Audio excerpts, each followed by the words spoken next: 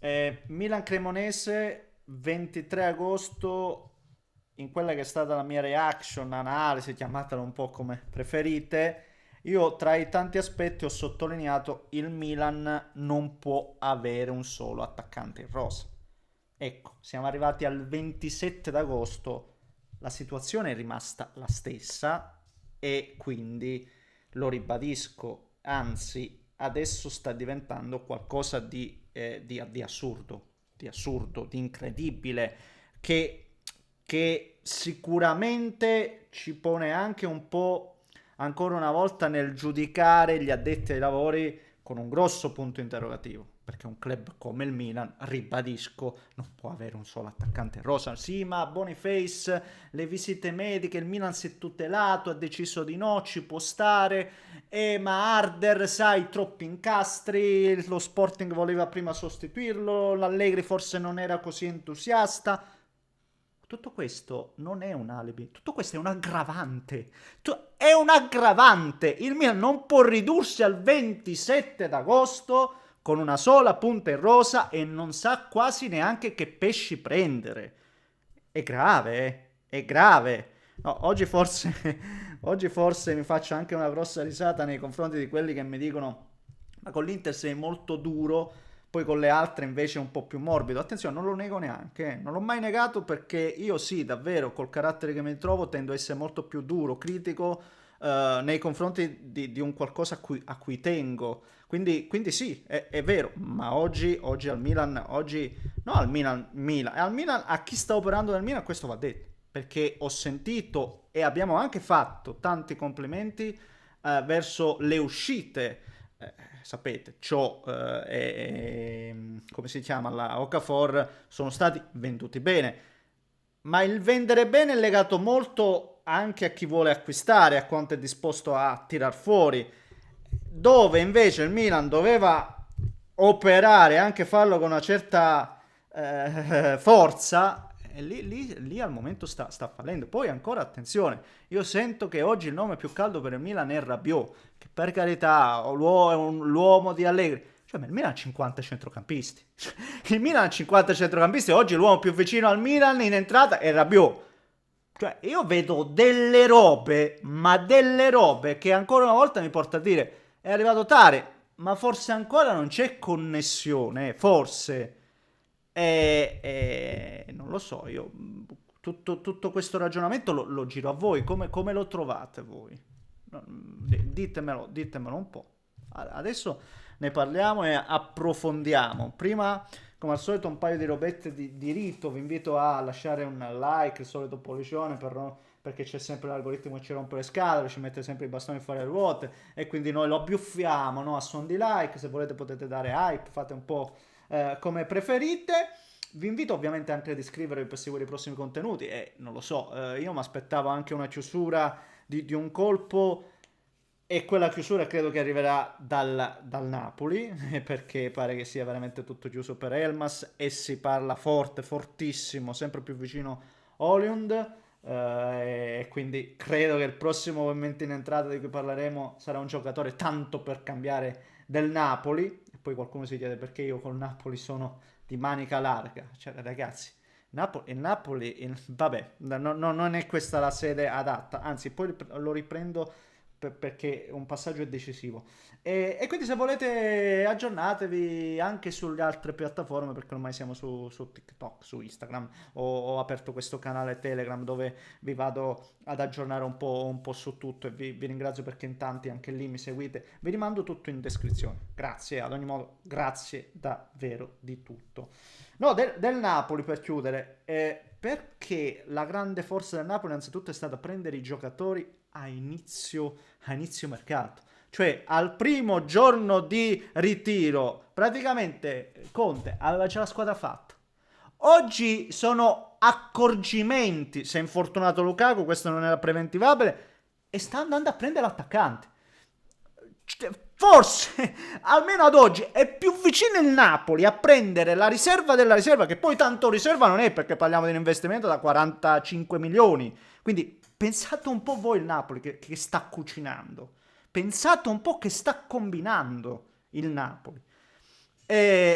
E invece il Milan che si ritrova da un bel pezzo con, ripeto, con dei ruoli e dei reparti dove è sovraccaricato e altri in cui è totalmente svuotato, perché con l'uscita di Jovic, Abram, lo stesso Camarda che a questo punto poteva tenerselo anche, non lo so, Okafor stesso, e forse ne dimentico sicuramente anche qualcun altro in questo e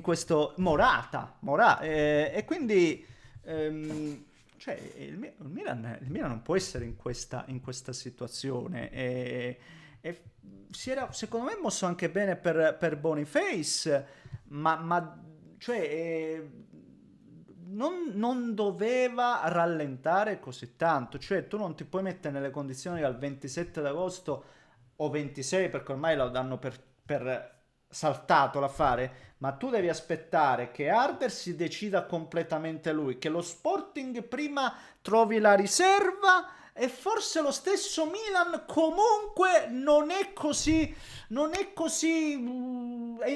dico entusiasta, ma così sicuro dell'affare perché sarebbe l'ennesima scommessa. Cioè, stiamo parlando dell'attaccante del Milan. Cioè, mi sembra tutto approssimativo. Mi sembra una roba, ragazzi, veramente da terza categoria, da improvvisazione e da quasi non lo sappiamo che fare. Una roba, ditemela voi, ditemelo voi, cioè, ribadisco. E il Milan molto probabilmente giocherà molte partite col 3-5-2, stiamo vedendo, soprattutto per favorire anche le caratteristiche della AO, che non può fare l'ala dove va a coprire tanto campo, lo sappiamo cosa cerca Allegri, e quindi nel 3-5-2 può farlo l'attaccante, però non è neanche lui è un attaccante di ruolo, ribadisco, oggi di ruolo davvero è solo Gimenez, tra l'altro già scaricato da tanti, quando per me, ribadisco, è un giocatore validissimo, anzi c'è una cosa che deve fare il Milan adesso, è dare fiducia tanto a sto ragazzo, dare tanta fiducia a sto ragazzo, dargliela, nonostante oggi venga meno, dargliela, perché questo è un ragazzo secondo me che le qualità le ha, ne sono fermamente convinto. La porta, non mi fate arrabbiare, la porta, e almeno non fare casino!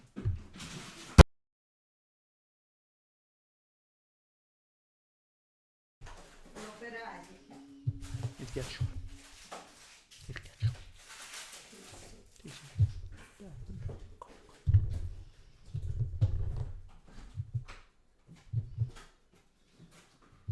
Ah,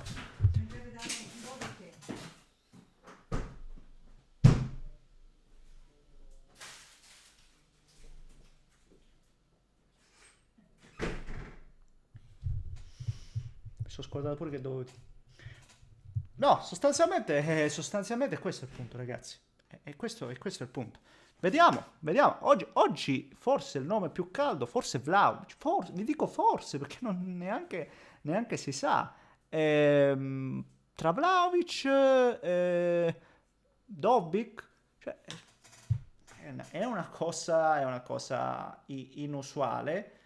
E voglio dire una cosa, quest'anno secondo me al Milan non serviva neanche poi tantissimo per consegnare ad Allegri una squadra che puntasse allo scudetto. Cioè il Milan quest'anno il Milan, l'obiettivo del Milan doveva essere vincere lo scudetto secondo me. Cioè, con il nome che ha il Milan, hai nome, hai storia, hai tutto, hai ripreso un allenatore come Allegri, non hai le competizioni e il connubio allenatore forte, almeno no, di fama, e non avere l'estenuante competizione europea, e quest'anno lo vedremo per il Napoli, sarà diverso dall'anno scorso, e infatti si sta attrezzando anche con tanti altri giocatori per questo motivo qua, è un connubio che poi ci sono tante situazioni che si devono intrecciare ovviamente, ma ti pone, no?